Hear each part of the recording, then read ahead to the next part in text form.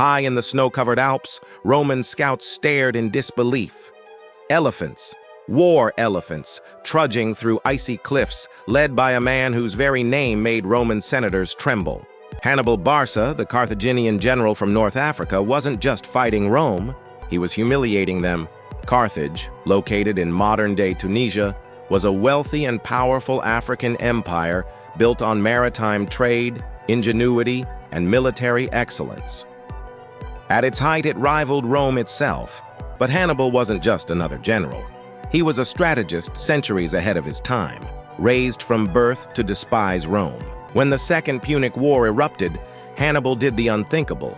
Instead of defending his homeland, he took the fight directly to Rome.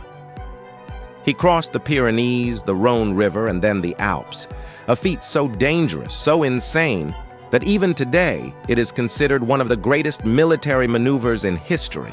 He arrived in Italy not just with soldiers, but with war elephants, surviving avalanches, ambushes, and starvation.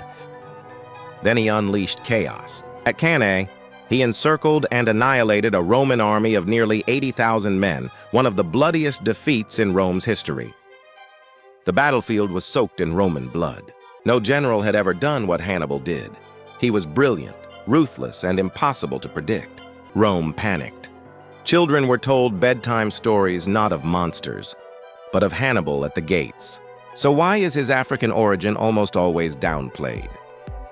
Why do textbooks talk about Carthage as if it wasn't African soil? Why is Hannibal remembered as a foreign threat instead of a black genius who nearly broke an empire? Because the full truth reframes the entire narrative. Hannibal wasn't the villain of history. He was its unsung hero. Rome eventually won, but not by defeating Hannibal in battle. It took decades, deceit, and targeting Carthage itself. When the Romans finally reached Carthage's gates, they razed it to the ground, salting the earth so nothing would grow again. They wanted all memory of Carthage erased, but they couldn't erase him.